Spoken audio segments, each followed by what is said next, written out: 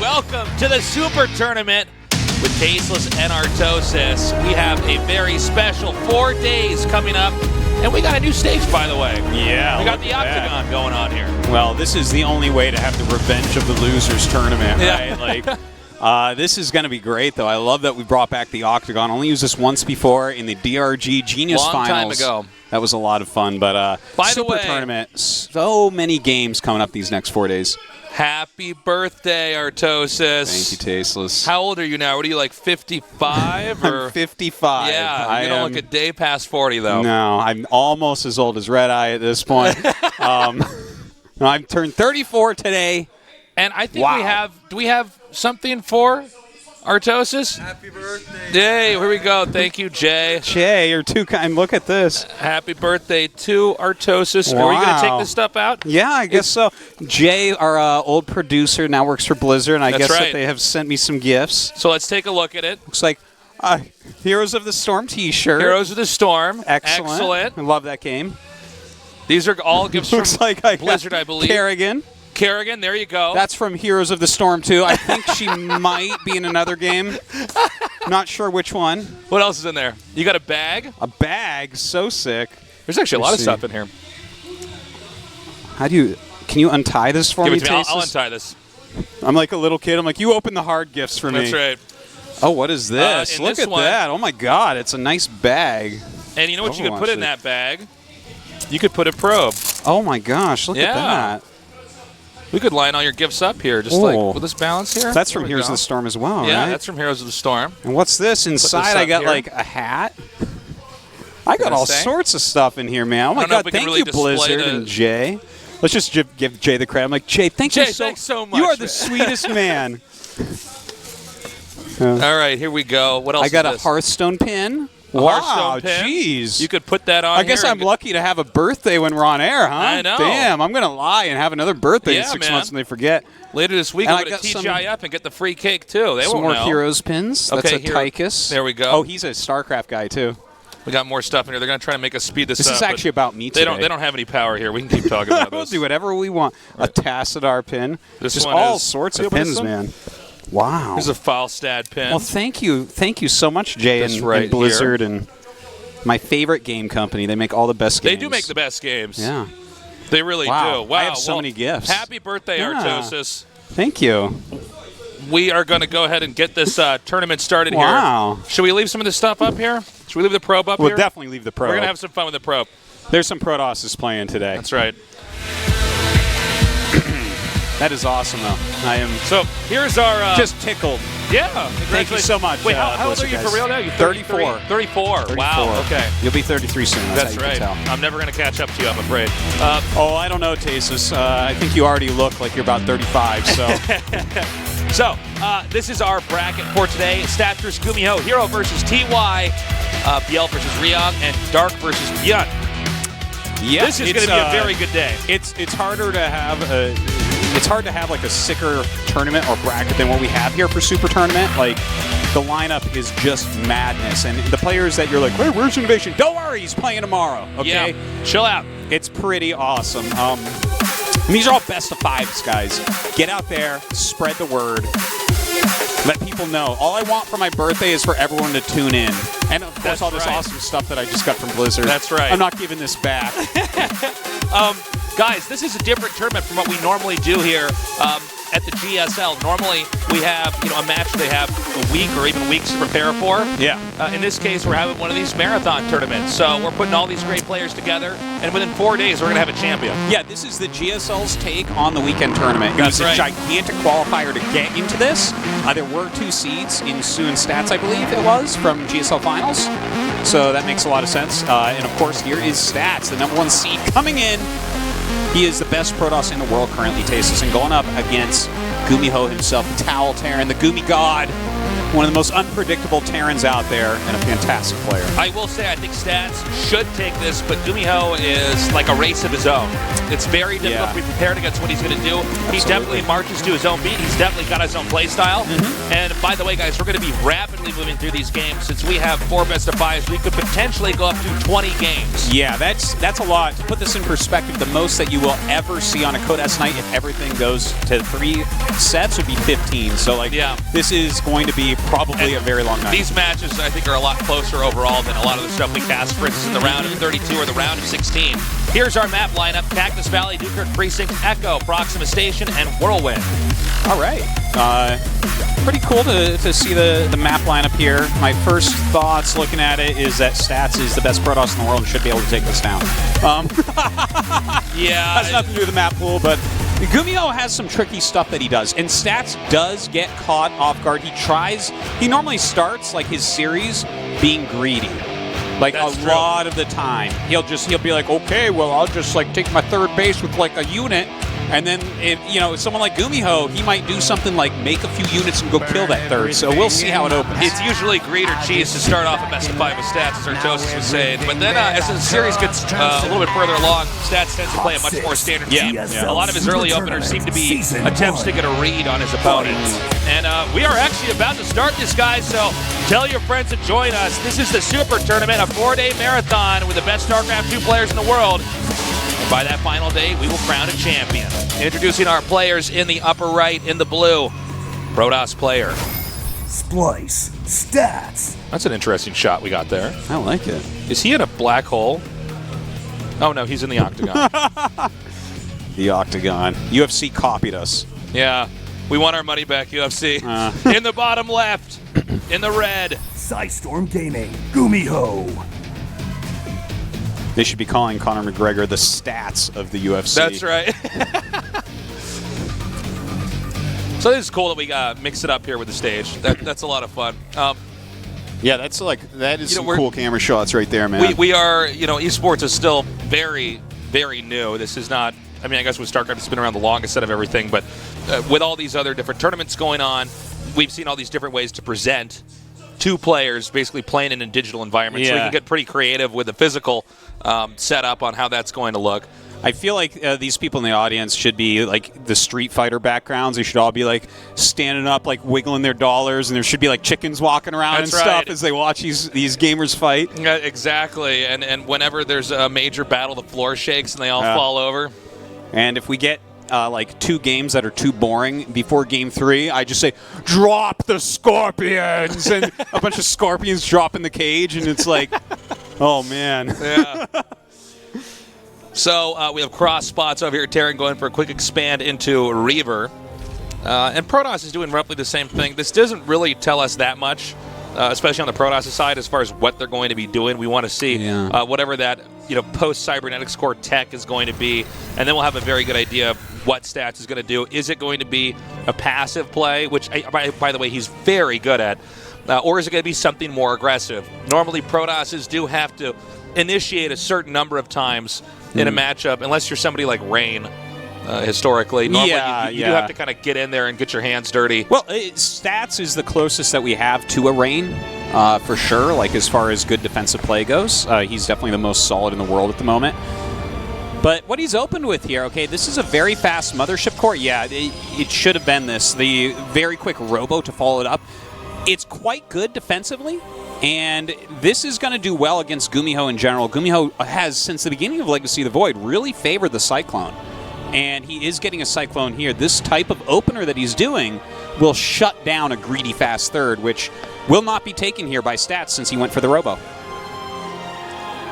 Well, GuMiho is somebody who's just known for having a lot of very technical, aggressive plays. I don't even want to say openers all the time. Some of them are openers, but sometimes he just like gets a few medevacs and starts just attacking everywhere. Yeah, very much and it can be very tough to deal with. So let's see how Stats can handle that. Now, because of all the success that Stats has had lately, you would assume GuMiho would just bounce right off of Stats with whatever he throws at him. Yeah, it's like the way that GuMiho eventually does it is, as you say, where it's like he'll just go for like maybe hitting 3 spots at once and snaps that Reaper neck. That's pretty powerful to take that out so early, but with the Cyclone coming up, he is going to have to utilize another overcharge to push it out.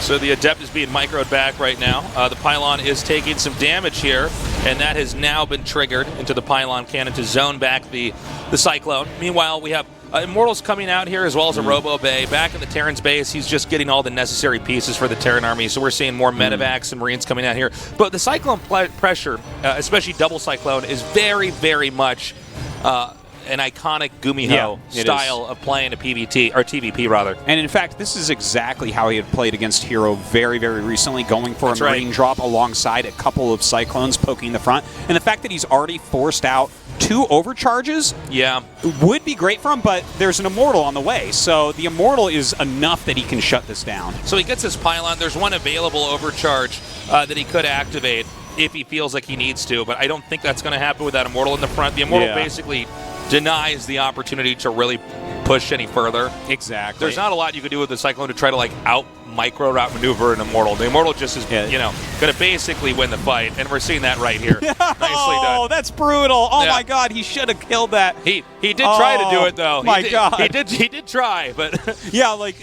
once the shield is gone, you can kill it with 2, but one of them was already pretty bruised, so the Immortal barely got it there. But that's is a tearjerker. That's right unfortunate. There. In fact, I think he might have been coming in here to try to snipe it, but the Stalkers have already joined up. So yeah, well, I think it's almost an obvious play at this point in time when you see the Immortal that weak. The Terran's like, oh, I got to get something done here. Yeah. So he tries, but he goes ahead and backs off. And now we have the Colossus tech coming up here with Thermal Lance.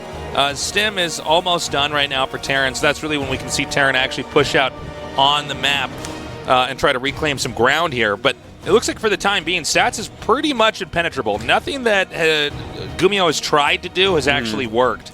Yeah, not as of yet. He's still kind of flying around, but this is all just poking. He started his 3rd command center a long time ago, a lot quicker than Stats, which should be the case with these build orders. But the thing is, like, GuMiho will eventually try this style that you were talking about before, where he's dropping all over the place. Oh, he wants to pause it. I don't know. Just a moment, please. Says, hang on. But look, basically, what he's going to try to do is drop all over. And the thing is, Stats splits his when he goes for one base or like quick Colossus. Basically, is what I'm trying to say. Yeah. I don't know exactly what to call that, but just like a quick Colossus type of style.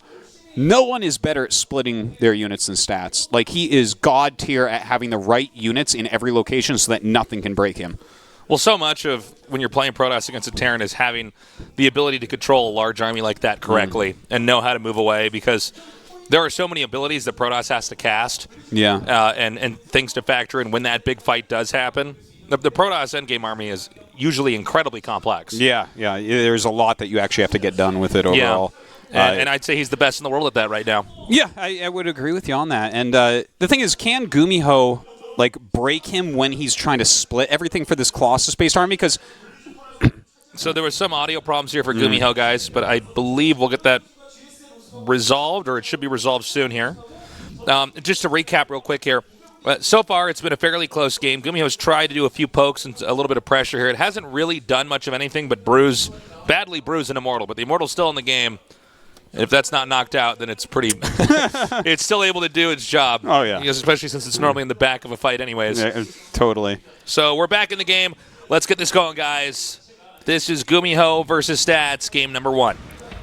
Now, GuMiho has already started his Viking production, so that's kind of interesting. One thing he might try to do... Now, just look at the mini-map. Look at Stats' base with that ring of pylons. He has really got quite the setup here to try to take no damage at any location. Already splitting his army well as well. Look at that mothership core. Yeah, it's so well placed. And I love the other pylon in the back in case they do commit from the top, which is the most likely area for them to come in. Then you use the second overcharge. And if they commit close to the ramp, the units in the natural go up to meet it. Exactly. So it's like Stats just has this so mapped out, even has the observers out scouting for this type of thing. But look at this. This is a good move by GuMiho. Any damage you can get done right now is really worthwhile. Stim Marines are coming in here. This base essentially naked. These probes now being evacuated. It looks like with the Stalkers and the Colossi coming in here, he is going to pick up, and it looks like head to the south here, possibly to try to hit the 3rd. Well, definitely some units waiting here. Yeah. And this is why Stats is so strong, having all these units spread so well. But with these units spread, like we just saw GuMiho do something very decisive running into that natural. If he can do a couple more decisive moves and then come up with a bunch of Vikings and catch the army split, like when you eventually amass all your units together, the Protoss army has to be together. Yeah, that's right. The Protoss army is not an army where you split it up into a bunch of different locations to try to hit various areas, unless you're basically warping in a bunch of adepts, or like in some cases zealots, just depending on the matchup and where you are in the game. Trying to do something like that. Basically, no, you want to have your entire army there and win a big one-on-one fight. Terran is able to split just due to I think in some ways the simplicity of Marines and medevacs or any infantry with medevacs, and then sometimes Vikings. And if you just get them forked out in the right areas, you can dismantle a defending Protoss. So Protoss is basically trying to build up to an eventual push while still being safe and able to deflect all these big counterattacks. And that's why these mass drops you see in the main that happen a lot of times in the late game are sometimes how you can end up losing. Yeah, that's maybe the scariest thing when you go for this type of style. You know, you don't have something like Phoenixes there.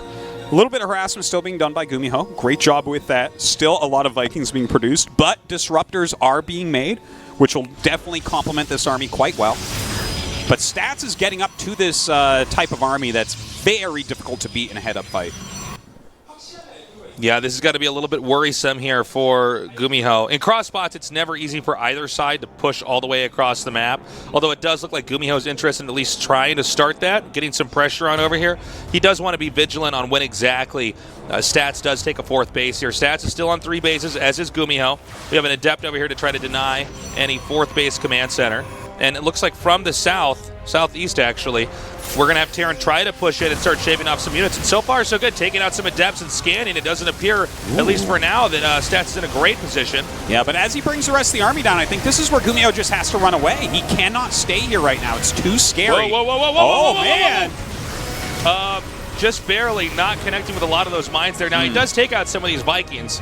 It's always a balancing act between who has more Colossi compared to the Vikings overall. So getting a Colossi or 2 is great, but if you lose all your Vikings in that process, you hit the reset button on you. And that means that a lot of times Protoss can get more and more Colossi out here and get momentum. Now, in this case, he's getting Disruptors. And that may be because he's hoping that Terran may overmake Vikings. Yeah. And overmaking Vikings is a very easy way to lose in this matchup as well. You're very right about that. You know, when that could have been into Medevacs or Liberators. In this case, it looks like he is getting some Liberators, so he's playing it well. But, yeah, mixing it up with a Disruptor here. Let's see how that plays out here for Stats. And I actually really like the way that GuMiho has gone about playing this, Tasteless. Like, I am a big fan of this switch from a good amount of Vikings into Liberators instead. Because eventually you start going kind of like anti-Viking. But Liberators are going to do a great job, especially considering he's getting out. This is a pretty quick Liberator range, but it's not like a rush to it. He hasn't sacrificed a lot to do this. So GuMiho has really come prepared today in this matchup. We do now see Stats pushing out here. And it looks like he wants to actually poke in here to this base. Now, there is a counterattack coming up here, a good number of Adepts. We'll see if that's going to be enough, because there are Medevacs there to try to heal that army. He's splitting some Adepts up of his own. But I think, with Stim here, these Adepts are just not going to quite cut it. You need to have, like, a way larger master. The Disruptor, though, beginning to zone that back. Zones it away for the time being, and look at this, a couple Liberators pushing back the main army here. Enough Adepts are warped in, though, and GuMiho's little attack will be forced back. He's now going to try to, he's going to loop around over here and try to leave this base. Meanwhile, a few more drops slowly being denied here by Stats. Stats, meanwhile, in the bottom left, rotating around. It looks like he may try to split up the third base and the second base, possibly getting this fourth that's in the making. Kind of a funny play here. He's using the Disruptors to kill the mines. Yeah, I like Does he have no Observer with this army? He might have had it picked off. I saw GuMiho earlier scanning and killing Observers, so he might have done... Yeah, there's no Observer over that. And he's used a lot of build time to make Disruptors and Colossus, so it may be just out of Observers at this point. But the thing is, he needs to get rid of the mines as well, because he needs to be able to be super decisive against these Liberators. Like, if he blinks under and then suddenly 4 mines hit Stalkers, the game's over, you know? Absolutely, yeah. Overextending in that fashion would be disastrous. So right now, it's Protoss on 3 bases, and Terran is on 4. I mean, GuMiho is doing a really good job. Yeah. I'm a little bit worried here for Stats. Stats has been picked on a little bit throughout this game. He does have that DT tech, so as Terran tries to expand more and more, that becomes normally much more problematic and difficult to manage. Yeah. But, I mean, Stats does have some catching up he needs to do here. And I do want to point out that DT Blink is being made. I know that when this was released, it was hilarious, because when it was announced, everyone was like, Imba! And then it comes out and no one uses it. Everyone's like, it sucks! But actually, it's really good. It costs less than 1 DT for the upgrade. So if you save 1 DT one time, it's already paid for itself. You got to remember is that I think when everybody looked at DTs with Blink, they're imagining rushes, which is not really what it's going to be used for, can be used for, right? But I think that's everybody's initial gut reaction when actually in late game, that's really when it becomes super powerful because you can keep a DT alive for much longer than normal. Now here comes the poke into the fourth. Now with the planetary and these liberation zones, I just don't think Stats can engage. Totally. Like, you can't engage if it looks like that. You better A, have Tempest, or B, go around. That is it. There is nothing else there. That is like a perfect defense. And look at this. Sets it up once again. Even has a few Vikings left over here trying to poke back those Colossi. And as long as GuMiho's on top of that and doesn't let these little Adept Shade-ins hurt him too much, he's still in decent shape. Yeah, you know, the real story here is these Adept Shade-ins. But hold up. There's a big counterattack over here headed towards the northeast corner of the map, Stats corner of the map. Even though a lot of SCVs have been picked off right now, it's 54 probes to 44 SCVs. An attack like this could turn this game upside down. Oh, man, the DT's coming out, trying to help out. Hopefully he doesn't scan any right here, but look at that Liberator arc. Oh, man.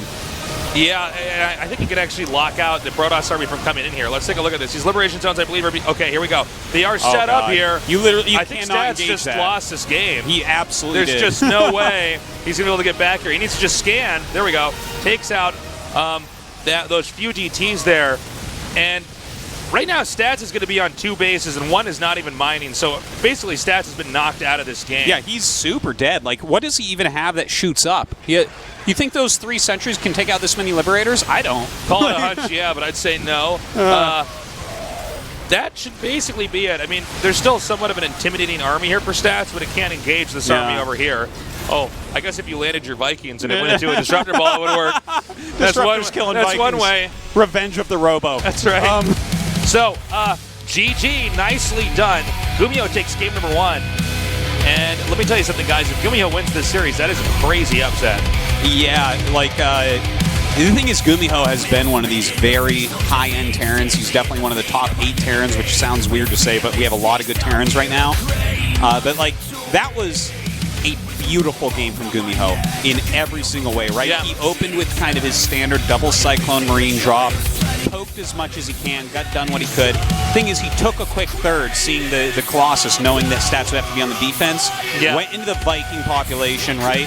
And then into ranged Liberators as he was taking his fourth. Like, it was seamless transitions. It was great harassment. It was.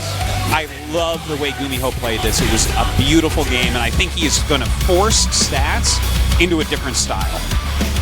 I agree.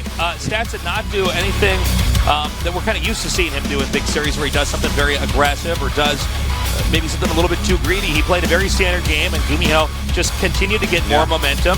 I think when Stats poked across the map, it was ill-advised. If he doesn't have Observer, he can't see. He's not going to get that much leverage in that position. Anyways, guys, let's go into game number 2, Stats versus GuMiho, a best of 5 in our first series of the Super Tournament.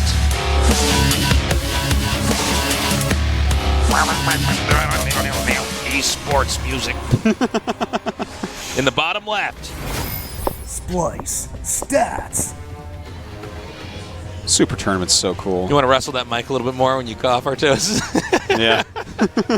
I think I'm being smooth. Artos, every time you think you're like, nobody hears that in their mic, man, it sounds like you put a bucket over your head. In the bottom right, in the red. Storm Gaming. GuMiho.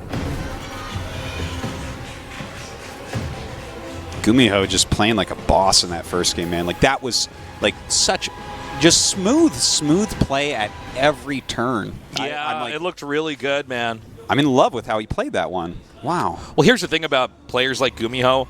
They are never going to go away. Yeah. GuMiho is just always going to be around. He's always playing with the intention of being the best that he can be. And who knows, man? GuMiho may eventually be one of these guys that like wins a GSL. He might win the Super Tournament. We don't know. He's really, really good. Yeah. And I feel like he's super solid. And there's so many Terrans in this tournament. Yeah. Very true. This game, though, looks like Stats wants to rush to open up, which is not a bad build for the map at all. The Mothership Core can get across quite quickly. Right, he did go double gas, didn't he? Yeah. Wait a minute. Let me see on that mini-map. Yeah, he went double gas, but he actually still went for the Nexus. So, that's just a slightly different build. Never mind, it's not necessarily rush. He's got the probe here to try to deny the command center from getting planted. although that's eventually going to get driven out, as we see here. Although just barely not killed. And a Marine comes out and pops that probe back. So that kind of gives a little bit away to stats as well. If there's no Reaper, he can play a little bit more greedy at home. That's true. Like, doesn't necessarily need to get a Mothership Core or a Quick Adept or anything like that. Yeah, and in fact, he's going right into a reactor here. So this is a different build here from GuMiho than what we saw in game number 1. Now, of course, that doesn't mean it's bad. I mean, I think we see mostly Reaper expands in this matchup, or more commonly at least, for people to get in there and try to see what the Protoss is doing. Because Protoss is a race that does have a lot of flexibility as far as how they tech. And you can kind of still be expanding while you're doing it. So in some sense, it's going to be GuMiho a little bit in the dark here, but he's certainly going to have a lot of momentum with that basic infantry coming out. And that does stack pretty nicely later on in the game. Yeah, like I like what he's done here. Kind of, look, the Mothership Core is still coming, so he still wants to try a pylon rush. But since there wasn't a Reaper, it's like the Reaper's long build time backed up by a reactor that kind of allows pylon rushes to do so much. So I don't know if he's actually going to be able to get as much done as he hopes. He is going to lead with the Adept so that his probe can get in, but if he just targets that probe real fast, never mind. He's targeting the Adept. So now the Adept, he actually did not quite get that Mothership over there in time. Now he's got 2 pylons coming down here. Now the Widowmine does burrow here. There's 3 Marines targeting this down. He's actually continuing to shuffle this Widowmine, trying to get right underneath this Mothership. This looks kind of funny. Yeah, it really does. Here we go. Now he triggers the pylon cannon, and actually these Marines are in range. Yeah, but if he can keep the Mothership far enough away, the Mothership Core, that it can't see, I thought he was going to go into the mine. You just don't get as much damage. This is not going as well as I think he thought it was going to go. Yeah, the fact that the Widowmine is there, he can't rotate this Mothership around to try to help out in the fight as much. And now this other pylon does go down, knocking out that Adept before it was able to shade in or run away. Either of the two. This is not actually going very well at all here for stats. And when you consider the fact that he's actually committed so many units, even 2 pylons, 2 structures in this case, into this, I think that this game could seesaw back into GuMiho's favor very quickly. Let's just wait and see how much damage the Oracle does. Then we got to check this drop. Then we're going to have a very good sense of what direction this game's going in. Okay, well, the double mine drop is already going across the map, and the Oracle taking a lot of damage, and it's super far away. That's his only detection right now, so if the Phoenixes don't catch this medevac, the mines are going to be really hard if they're split up to actually deal with, because he's going to have, like, by the time that gets back, a Revelation almost ready. He only has 1 Phoenix out right now, right? So all they can do is pick up the mine, and then it drops anyways. Yeah. I think he has a second one maybe to the side of his base. I'm not sure. This is actually going very badly. Hey, as long as he kills that medevac. Oh, I did not see that mine there for a second. It was pretty well hidden. That was... Okay, he takes it out. Nicely done. These 2 mines are isolated in a not particularly useful corner. I mean, Protoss will have to deal with that, but that's not too much of a headache. Yeah. So stats, good handling there. Both these guys with solid defense. Nobody really able to make too many cracks in their opponent's economy early on. And with the Phoenixes kind of still floating around and the Oracle coming back, I think he's expecting the Phoenixes to deal with it, which means the Liberator can get into position and actually get something done. When the Phoenixes come back, that's when you can actually try to move the mines. Okay, he's found it, but meanwhile, this Liberator already doing a lot of damage. Looks like it's going to get at least 5 kills here. Very well done. Like 5 kills on a Liberator in this much lost mining time, you cannot complain about. And this is eventually going to be cleaned up here. He's got to be careful not to transfer that too quickly. Okay. Doesn't lose anything more than those 5 probes, but that was a very good job there by GuMiho. I don't want to be super premature, but already in this series, both games, I feel like GuMiho's just playing a more solid, not only style, totally but just agree. like playing better than stats. He looks just a lot better than stats. Yeah. And now we have a follow-up push here. Bear in mind, there's not a high number of Phoenixes, and with Marines and Cyclones, that's actually pretty hard to deal with. Yeah, the Cyclones can be quite an issue. These units both deal a lot of damage very quickly. I would say that there's very few people that could even come close to stats with Phoenixes, but this may be a game of just sheer numbers and not really finesse or micro. Let's see, though. It looks like he wants to position these to try to catch reinforcements and then eventually muster up enough of an army to actually engage the rest of the Terran's army here on the left side of the map. Okay, a couple Stalkers got warped in, probably to help deal out with this overall set of units. Okay, You can kind of outrange it. He's got to get the Phoenixes in there at the right time. Okay, good job. Trying to pick up some of that, but good targeting here by GuMiho. Yeah, GuMiho is really focusing down Phoenixes as best as he possibly can right now. Takes out a decent amount of units, but does trade his entire army. So I would say this is going more to stats now. Yeah, that was like a little bit questionable.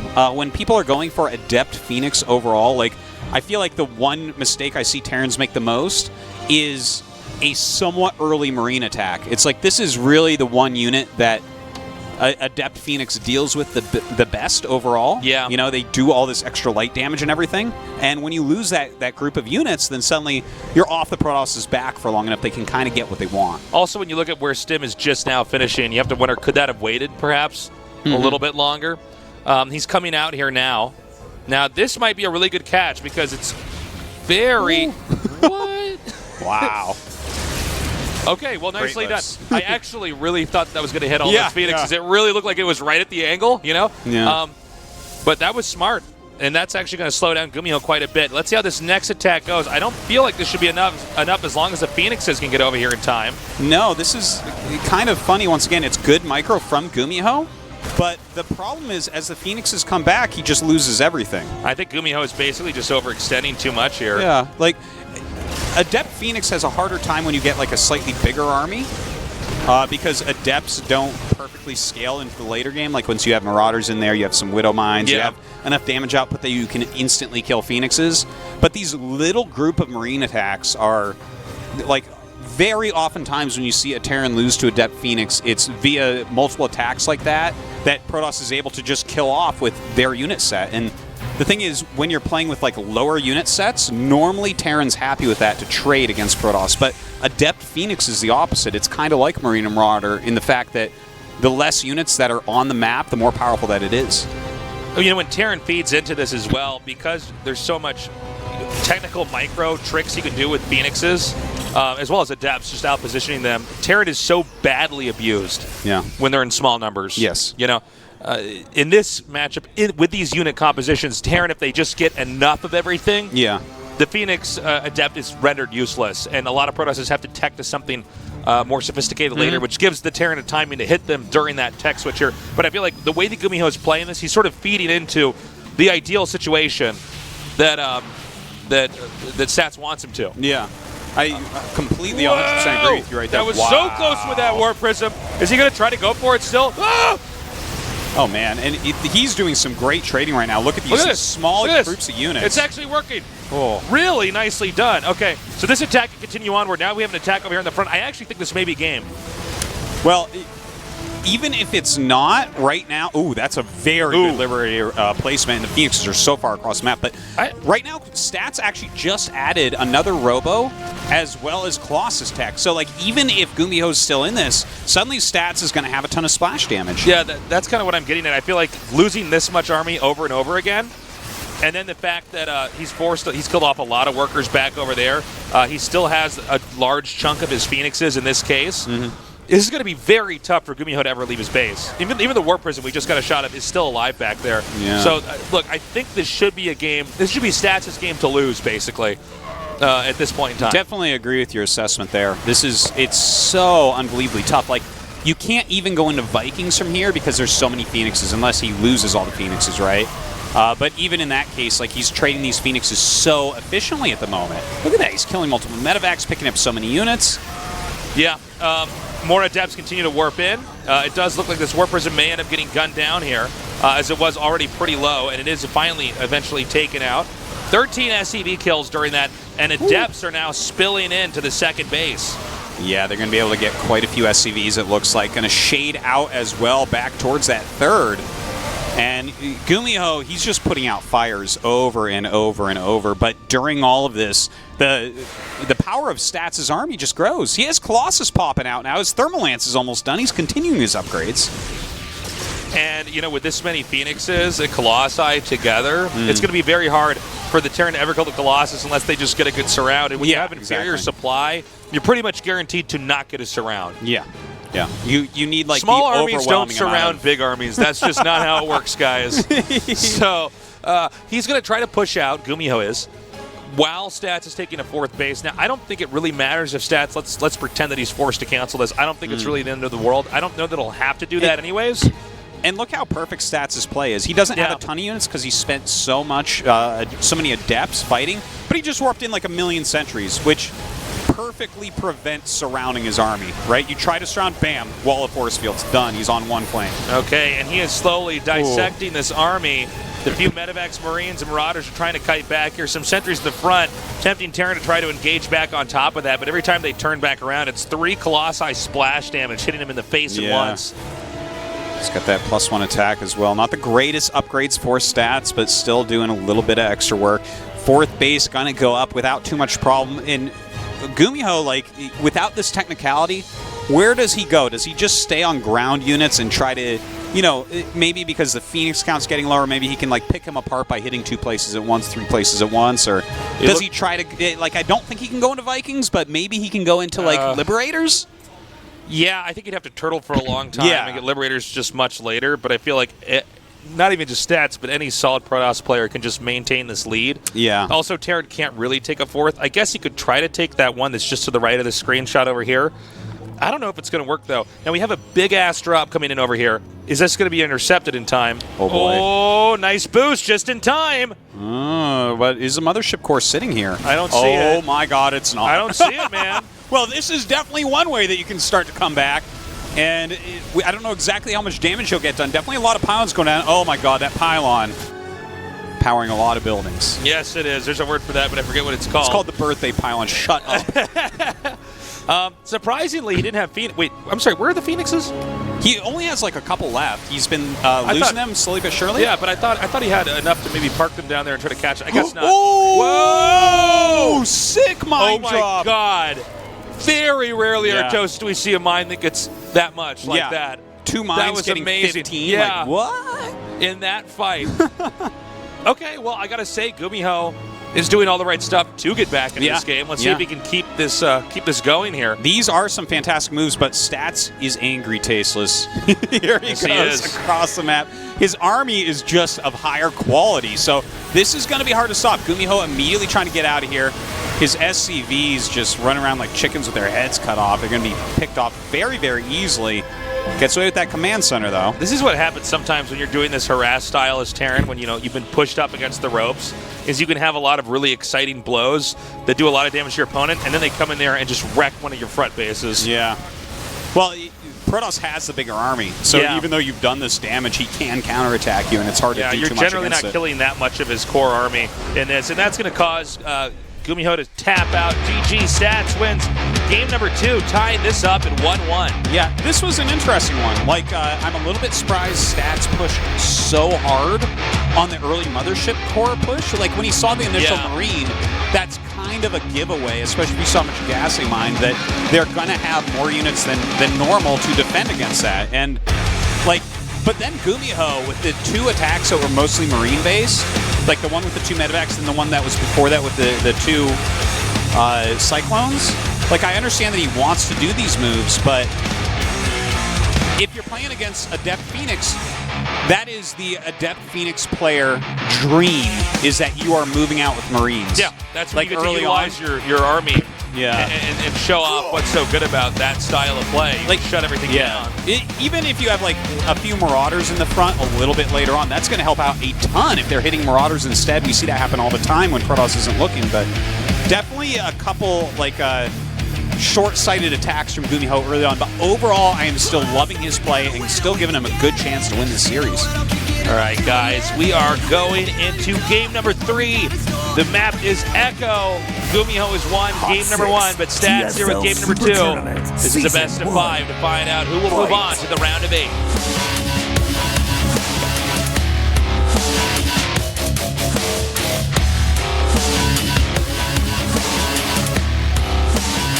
It's a sick cup. It is. It's a big cup, too. In the bottom right, in the blue. Splice Stats. If I won Super Tournament, I would just, every time I was in GSL from then on, I'd bring the cup and put it on the table in front of me while I'm playing. Fill it up with beer and try to take a drink out of it, but chip your tooth instead. Storm Gaming, GuMiho.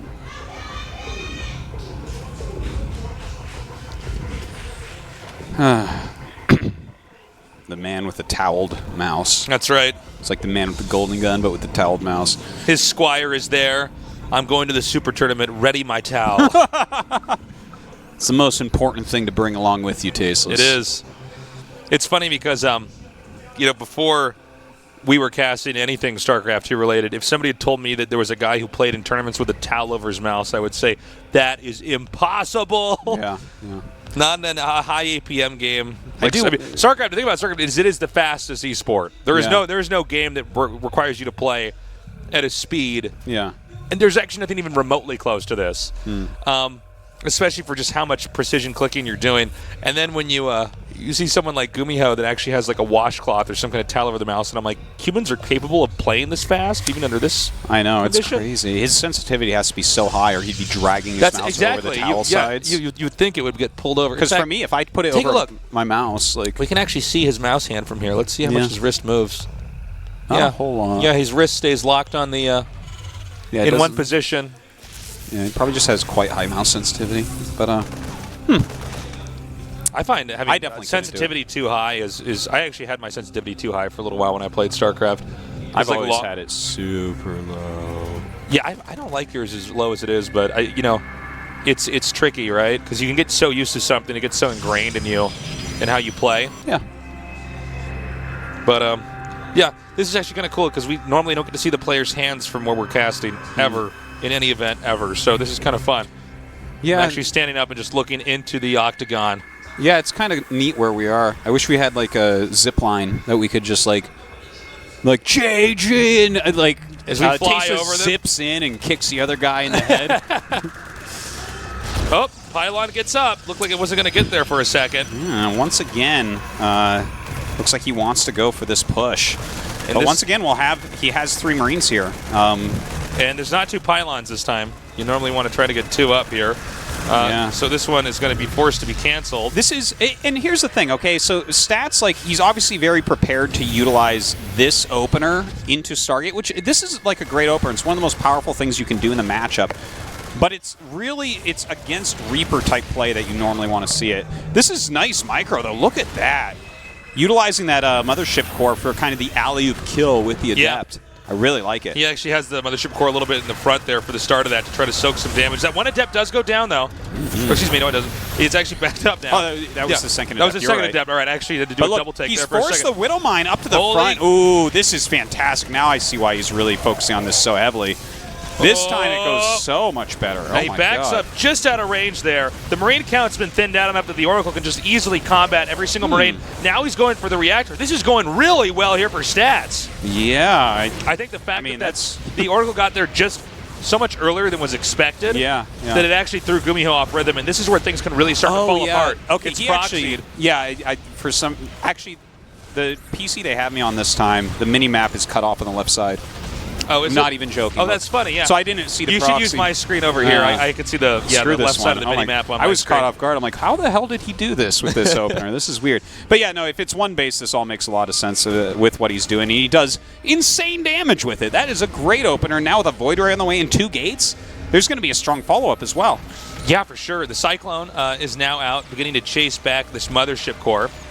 It looks like the Cyclone doesn't want to overextend out here. And he's going ahead and making Void Rays. Now, with this counter drop, is this going to do much of anything? I'm not really sure about that. No, 3 Marines. Like, he's probably going to try to make the Oracles turn on. You know, like, get him to use up some energy. But, you know, then you just pick up again. You're like, okay, I have the APM. I may as well make you do this. So now the Void Ray's up here with the Mothership Core. He's going to go for the Reactor again, which is a smart move. The Reactor takes so long to make anyways. But he's got to be careful not to overextend here. No. Well, with that mine coming out, wow, the time warp. Is he going to get that mine, though? He needs to get that. Whoa! The Void Ray actually being targeted very well right now, and they can't go too close because of that Widow Mine as well. Ooh, missed micro there by GuMiho, getting a bit too close with the Cyclone. Yeah. The Cyclones are continuing to take some more damage. He goes ahead and recalls back.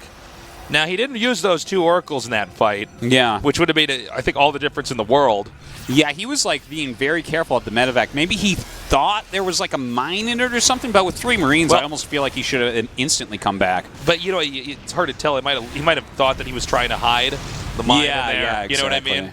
So some mind games there from GuMiho. I thought that was pretty smart.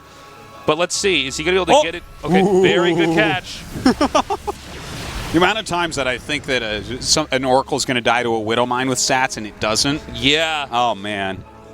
Take all my fingers and all my toes. It's really cleaned up from a lot of 2016, which was everything always dying to Widow Mines all the time. Yeah. I mean, it's funny to see how certain races just begin to adapt as we have more and more tournaments and matches come out there. So the Oracles are coming in here, mowing down a lot of this infantry here, and that may have done the critical damage. I think that actually is game. It could be. A lot of Stalkers being microed at the moment. We don't have another Viking coming out. The Void Rays are going to. I'm not missing something. There's not another mine around here, right? I don't think so. Right? Okay. Then, yeah, if he's continuing to make, I think the Stalkers alone might be able to take it. He's hitting the reactor again. I think this is 3 more Stalkers are coming out. Number 4 for reactors that have been killed just at that one structure. The Siege Tank is really the last-ditch effort here, and he has the Void Ray. He's turned it on, targeting that Siege Tank. And its purpose has been served. More Stalkers are going to come up here, standing on top of the production facilities. I think we should see GG here. I guess he's going to try to micro. He's going to keep popping that Marine back in. Now that's a ton of SCVs. I think in that amount of time he'll at least get the tech lab here. Now there should be continued warp-ins here. We have 3 more Stalkers warp-in, and I believe it's by the proxy. The SCVs come in here once again for an attempted surround. And a good surround is had. But that's actually a shockingly good surround. Yeah, the Viking lands. That does really good damage against Stalkers nowadays, but the thing is he's lost 22 SCVs. Even if he kills all these Stalkers, stats can kind of just make stuff at home, you know? I believe that is the technical term for the strategy, Artos, is just make stuff, because when Terran's this down, it doesn't really matter what you're doing as long as you're not going to, throw away units. You're going to try to trade favorably. Now, keep in mind, Stim is 10 seconds away from finishing. That'll definitely be helpful in trying to hold off the rest of these attacks. Although it seems like at some point in time back, their stats just said, okay, that's enough. Well, I don't have to end this. I just have to win this. If he can take out the starport, right, like just kill the pylon maybe, and maybe what I'm thinking is he should probably think about hitting an all-in very, very soon with maybe a couple siege tanks and whatever Marines he can pull together. Okay, yeah. Because if you're just sitting there with a few gateways and you have no real technicality to your army, you don't have gateway upgrades, then suddenly Bio with Stim, Medivacs, and siege tanks kills everything. Well, look at this, for instance. But it's a very small army. We have a Forge coming here. That's definitely not something that's going to immediately help out the Protoss in an initial fight. So we'll see if maybe stats perhaps overextends in trying to tech up here and doesn't really respect the Terran for the tools that it already has at its disposal here. Even landing that Viking.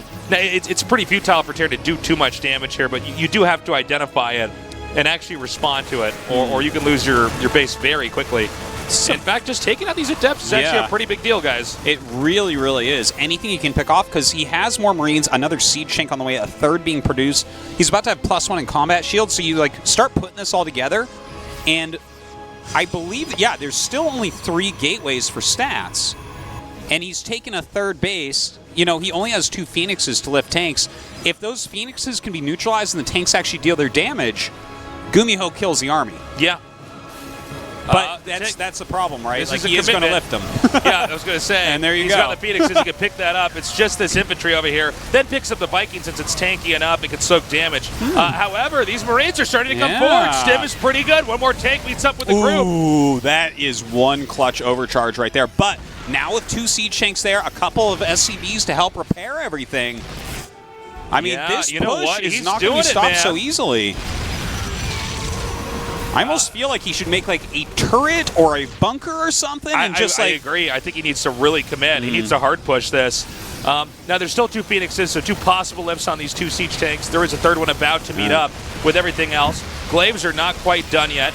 It's very important for Terran that he keeps every single Marine alive for as long as humanly possible. Yeah, he really needs to target down that Phoenix as well. Get his siege tanks on the ground. The siege tank's dealing massive amounts of damage. There's Immortal coming up here. However, there's not enough to back this Immortal. Oh my God. I can't believe this. Is GuMiho actually going to do this? This is so sick.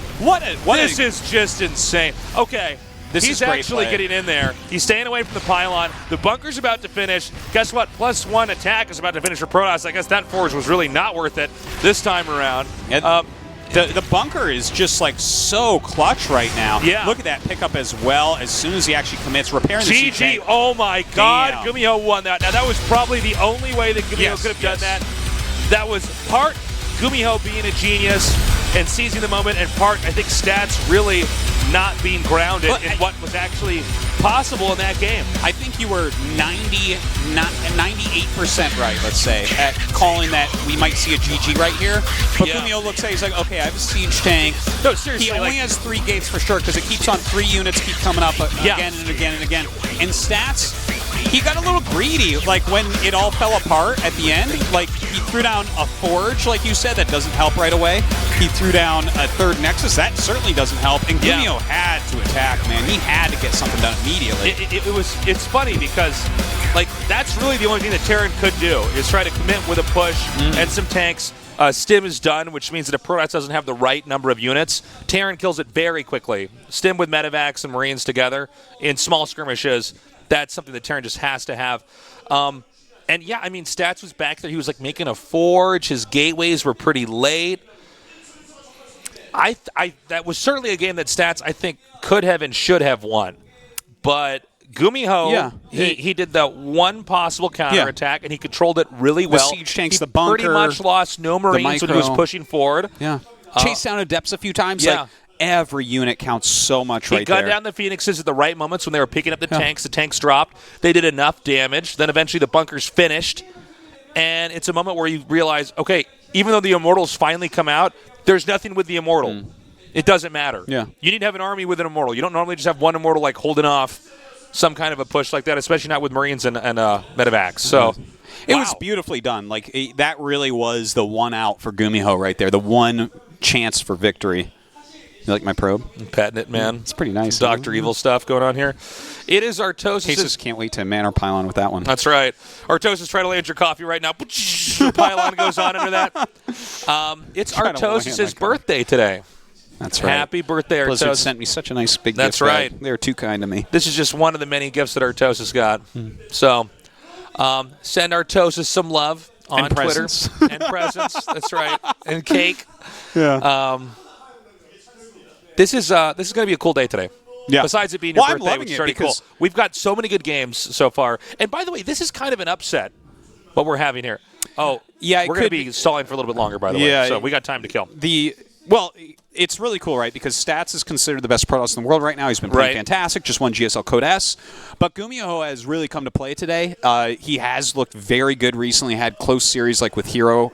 Barely lost that. But here tonight, like, he's actually looked better than Stats overall, for sure. Like, game 1 was a thing of beauty. Great play out of GuMiho. To be honest, Artosis, I feel like Game 3 was the most alarming of all of them for Stats. Because, I mean, a player that's as good as Stats, that's supposed to be, when you get a lead like that, you're never supposed to lose from that. Yeah, killing 22 SCVs and then ending up falling because you're getting a little bit greedy at home. And the thing is, he's on just Gateway Tech. He had the proxy Stargate. Sure. And the pylon was denied. It wasn't like it would have been impossible for GuMiho to recover, but it certainly seemed like just from the tech he was choosing and the way he was engaging that army a couple times that maybe he wasn't really that grounded in what was happening in that last attack. It looks like GuMiho is now back. We do allow each of these players one break within the best of 5, and I believe they actually both took that break. Yeah, I think they both went PP on this round. They both had to piddle, Tasteless. They do. Everybody's got to do it, man. Nature calls. Wow, that trophy had a spoiler. The tournament's ending on the 9th. Oh, man. So map number 4 is going to be on Proxima Station. Stats, currently regarded as the best Protoss in the world, maybe knocked out by GuMiho, the Tal Terran. Well, it's Gumi God to us tonight. This guy is playing one of the best TVP series of his life. He's looked great in all the games. And Proxima, he could finish it out here. All right, guys, this is game number 4. Right now, GuMiho versus Stats. GuMiho up with a 2-1 lead.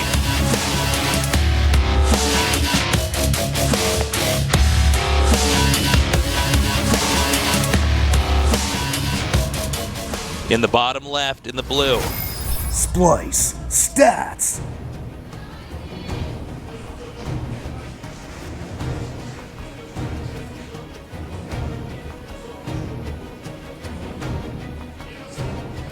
In the upper right, in the red.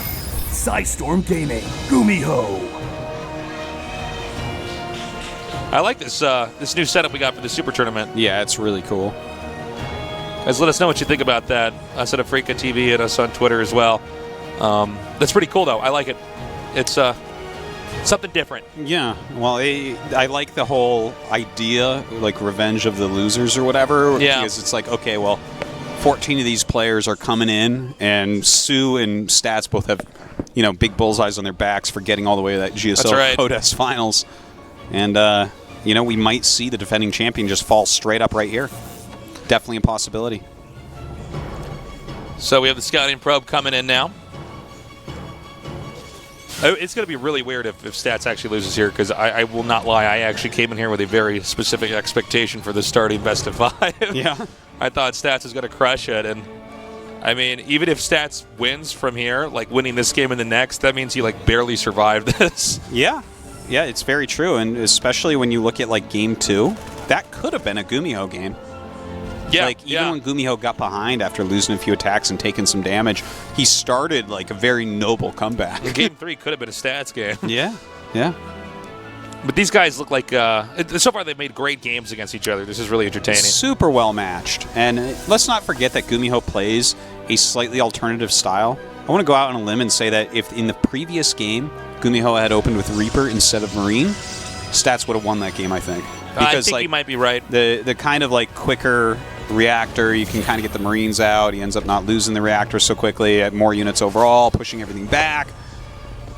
Really prefer that style against these pylon rush type builds. But yeah, I mean, GuMiho just on fire with his decision making, his transitions, and all that. But there's a tech lab on the way.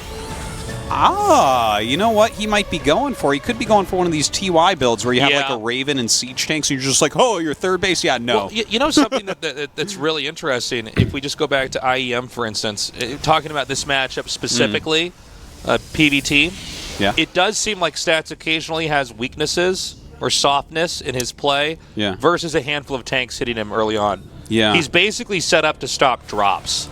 Stats does not really die to drops. Good way to say it. And it doesn't seem like he dies to drops, whether it's early game or late game. But if it's just a solid push, then suddenly, with siege tanks where you can abuse range and juggle infantry in and out of medevacs, it does seem like he's had problems with that, not just in the IEM finals in Katowice, but also just here tonight in the round of 16 of the Super Tournament. Yeah, that can be a very hard style for a Protoss player, especially if you're someone that likes to like open Robo or something. Yeah. Some of these siege tank timing pushes become pretty tough, actually, to end up stopping. If you look at Protoss players developing, especially in 2016, drops are really the way Terran were winning.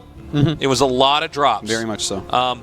And I think when we saw TY do that tank push, especially, I think it was, like 2 of the last 3 games in the IEM finals? Yeah. I think. 2 of the games, for at sure. least 2, yeah. And I think there was one where he tried it, and was... then, the final game for sure was decided by that. But it seems almost like GuMiho is doing exactly what you want to be doing in a best of 5, is he's read enough information previously on his opponent and then practiced some of these of his own techniques in this game. This seems like a strategy that should be problematic. And he's getting a Banshee here with Cloak as well, Artosis. Which is super cool, because you'd think that Phoenixes counter it until you realize that the only detection is this Oracle that's in the back of his base. Yeah, and so does the not have energy going right now? Yeah, the Banshee's going to get there, and they can chase probes, like, real time, basically. So watch this. He's going to kill so many probes, it's crazy. Like, GuMiho is probably going to win this. Yeah, look at this. He just started an Oracle. You know how much trouble he's in? This is, like, GuMiho is going to kill 1 million probes. Come on, GuMiho Micro! Yeah, I know. I'm actually surprised he didn't pursue that further. He's instead going to go over here to the natural. Now he's actually going to get the Cloaked Banshee. I retract that statement when I said I was surprised. He's going to have that other Banshee go up here to the top. So we have 11 probes killed now. He is just trying to cycle them into different locations. Now the Oracle's going to come out, but it's going to be 2 Cloaked Banshees here. Yeah, this is just such a strong play out of GuMiho, kind of expecting the fact that it will be an Adept Phoenix play on Proxima, because you kind of have to. I thought it was going to be siege tank pushes, like we were saying. Then what happens is he comes in here with these Banshees. This is so smart. He used the Revelation on the Banshee that was almost out of energy instead of the new one. That was a big mistake. Wow. So this one is much slower. kills. Yeah, and like, dude, this is so easy, I think, for Terran if he just doesn't make any mistakes from here. Well, he just needs to make sure his defense is tight. Yeah. Because Stats can still kill a nerd when you don't expect him to, but like, if your defense is tight for a little bit, you macro, there's no way Stats will have enough units. But that is such a smart response to how Stats is playing, and that is such a hard counter of a build as well. Yeah. Yeah, like when the Oracle is back in your base and Stats, is poking only the mineral lines. Like, for instance, if the Oracle had just flown into the middle of the base where there's no SCVs, what was happening, he would have been fine. He would have defended it perfectly. But it's not where he went, and it's probably not where he should have gone either. All right, Stats is trying to play catch-up here, and there's certainly not really anything to defend, but I don't know how much damage it's going to do when you compare it to, what was it, 23 workers killed back there? Yeah. Well, he has more probes than there are SCVs out at the moment, but that's not necessarily the greatest, comparison. Like, you can't just direct compare that number. There's he's had 3 Nexuses for a long time and all that. Yeah. But okay, now when Oracle goes down. Yeah. All of his macro is basically just going to be slower. Now, this Marine attack, I disagree with. Yeah, I agree with you disagreed. Yeah, because this does not seem to be enough, and it doesn't seem like it should be something that should be. First of all, you might not be able to do that much damage, but you can't get away. Now, with the Widow Mines coming up here, I tend to agree more, because Widow Mines are really what tend to counter Phoenix Adept. Note the placement of that behind the 3-dimensional obstruction in the map, so that there's a chance that Stats doesn't identify it in time.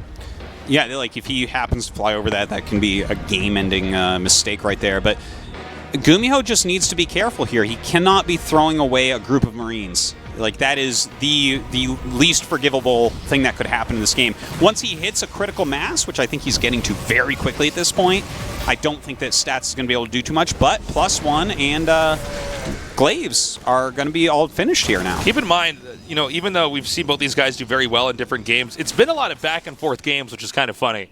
Yeah. We've had games on both sides where we think one player could have won or should have won, only to have the other player make an epic comeback. It's very true. Now, Adepts, the shade's way up there. Okay, he actually sees everything coming in. He actually knew that they were going to shade back, so the Marines got a little bit of additional damage. Now, he's setting up here to make it pretty dicey if the Phoenixes or the Adepts try to come in. And these Widow Mines are spread out in such a way it might be tricky to get them all to be picked up. Yeah, I love how careful he's being about this. But a spread here, he runs in, picks up a bunch of these Widow Mines. Not many of them actually connect. And it looks like he will...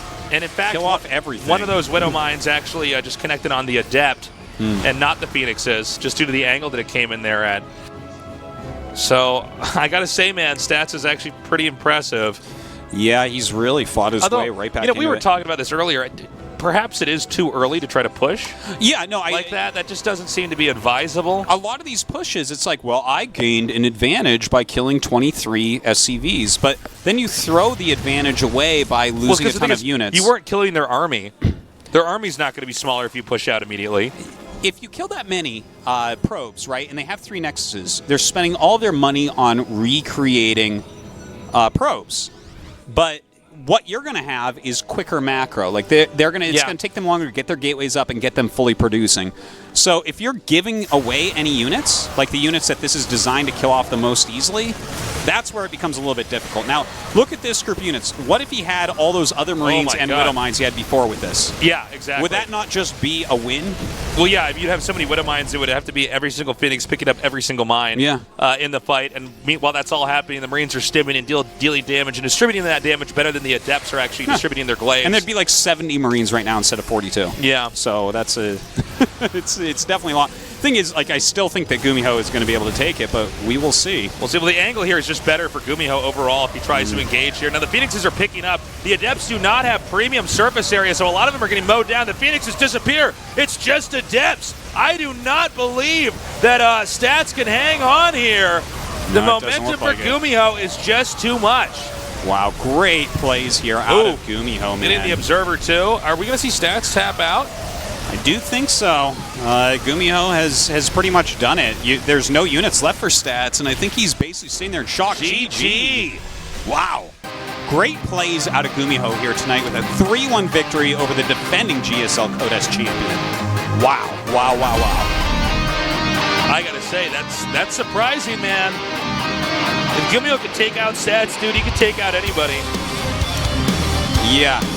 GuMiho, who knows, man? Like this, we've seen a lot of the older players coming up again, like Ryung, for instance. That's right. What a great run Ryung had in the last season of Code S. And here's GuMiho now, taking down perhaps the favorite of the tournament in the first round. And he is solid and unpredictable in all matchups, so you never know how far this guy will go. This was a really cool series. GuMiho just played better, to be honest. He just really had, I think, better engagements overall and better strategies. And, okay, he beat Stats. That happened. Yeah. Well, Stats, I guess the revenge has already been had on the champion. He's not going to win another tournament right in a row. It's kind of a strange way to start this thing off, but okay, those are the rules. So GuMiho survives. He goes on. Stats is now dead. Yeah, and he brought, a slightly different style than you see from most Terrans in this matchup. Yeah. Works very well, and I think he played super well overall, especially game one. I'm still just like, wow, this is how Terrans should really try to play this matchup more often. We are going to go to a short break. When we come back, our second best of 5 in day 1 of the Super Tournament.